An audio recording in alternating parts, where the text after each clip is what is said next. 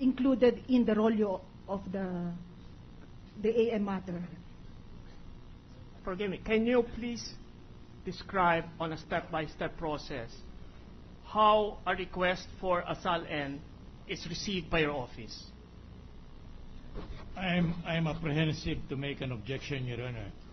But the demands of justice, and in fairness to the impeached public official, I'm placing on record my objection to this, because these are impertinent, immaterial, and irrelevant to the subject under consideration, Your Honor. The witness may answer. She's just asked to describe the manner, procedure, the procedure of. Okay, submitted, Your Honor. Of the request. When there is a request for the release of the SALN. When we receive any request for SALN, we place the matter, the pleading, or the motion, or the letter for that matter, in the rollo of the case where the other requests for SALN are also reported. And after placing it in the rollo, what do you do with it? They are included in the agenda of the court. But you do have a file of all these requests? Yes, the court, in our office, we have a file. Are they also kept in a vault or a safe? No, Your Honor. Just a minute. It is... Mr. Counsel, I just want to clarify. When you say you place it in the agenda of the court, for what purpose is it placed in the agenda of the court? The matter is placed in the agenda of the court for its appropriate action or information. Matters placed in the agenda of the court are under the disposition of the court. Yes, Your Honor. State Counsel. So, Madam Witness, you do not consider it your obligation under the SALN law to make any decisions with respect to disposition of requests for SALN? Again, yes, improper for cross-examination, for direct examination, Your Honor. She has already answered that she's incompetent to do that. Yes, thank you, Your Honor.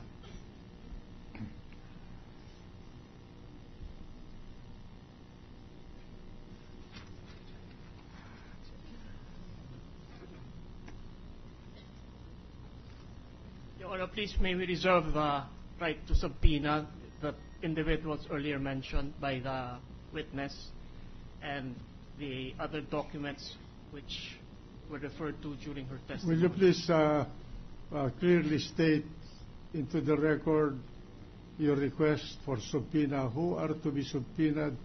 What documents are to be brought in, so that the record will show and that proper orders will be issued. In the meantime, session suspended for 1 minute. Thank you. Your Honor, please, the defense is ready, Your Honor. The trial is resumed.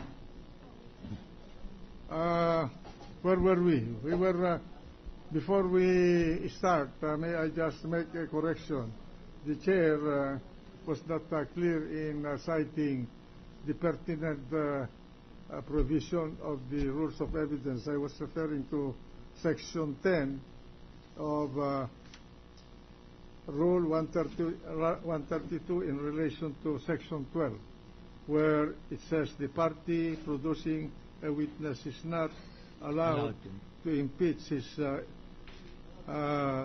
credibility of the witness, except witnesses referred to in paragraphs D and E of Section 10, meaning hostile witness and adverse witness. So, where were we? We were the counsel, the private counsel for the prosecution was presenting his witness. Is the witness already in? Not yet. We'll wait for her.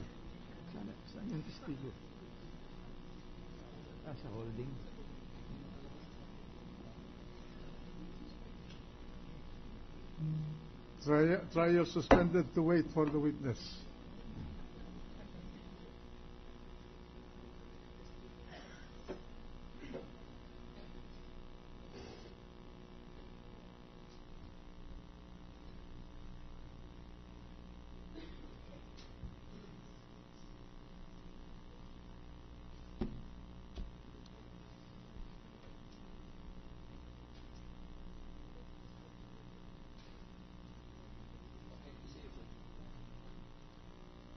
See? Okay.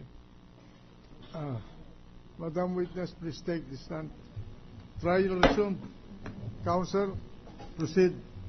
Thank you, Your Honor. With respect, We were at that point where you were supposed to state into the record the names of the witnesses that you want to be subpoenaed, as well as the documents that you want to be covered by a subpoena. yes, Your Honor. This is taken into the record. Your Honor, please, instead of stating it into the record, may we just ask for a written request? We'll probably submit it by tomorrow, Your Honor, please. No, but So ordered. Thank you. if Your Honor, please, I'm sorry. Your Honor, please.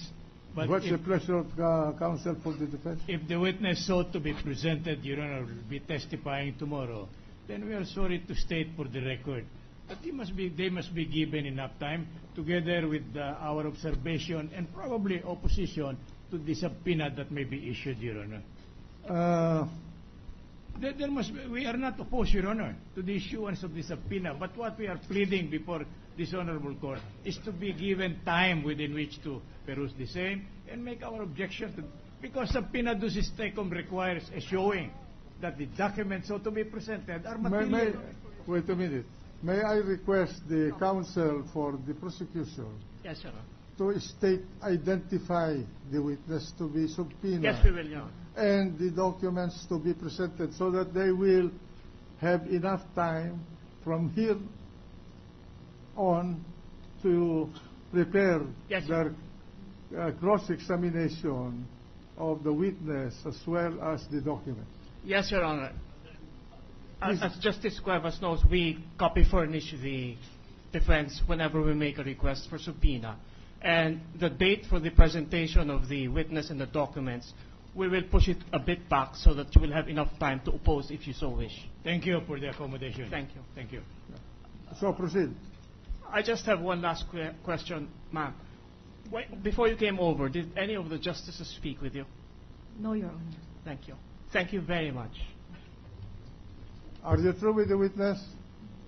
Yes. Yes, Your Honor. Any cross? No cross, Your Honor, for the The defense. witness is discharged. Before the distinguished gentleman from Iloilo. Thank you, Mr. President. I wish to avail of the 2 minutes allowed under our rules to ask questions on the witness. Madam Witness,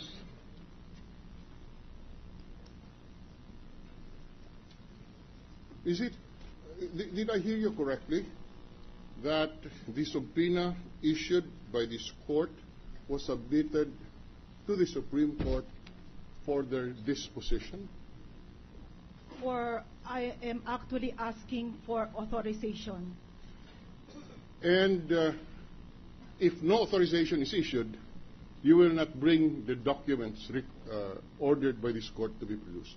We are sorry to object, Your Honor. The question is hypothetical, Your Honor. We Very are the judges. hypothetical. How can this counsel object to my question? Wait a minute. I'm sorry, Your Honor. I thought we are allowed to go that far. Your Honor. The counsel. The counsel is overdoing it. No. He is objecting to the question Because of the judge. apparently the question tend to elicit an answer. Of course. To the prosecution. Of course. Oh. We want to have an answer to these questions.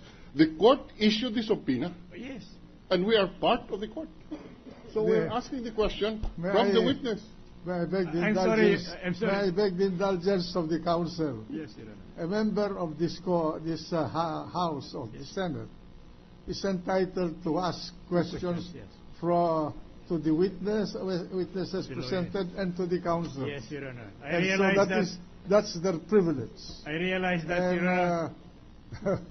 this is a new forum where lawyers operate. So Yes, Your Honor. we Yes, Your understand. Honor. I apologize, especially Your, to apology Senator Drilon, taken. Your Honor. The distinguished gentleman from Iloilo may proceed. I already forgot my question, Your Honor.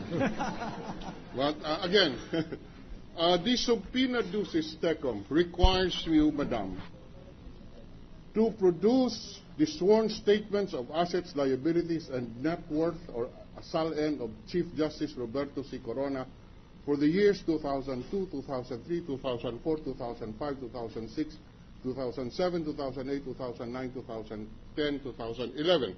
And you said you submitted this to the court for their disposition.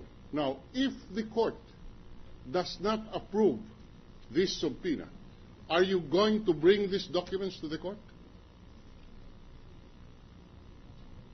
I follow the resolution of the court dated May 2, 1989. Please answer my question, yes or no. Will you bring it if the court does not authorize you to bring them? The Supreme Court has its rules, which is a co-equal body as the Senate.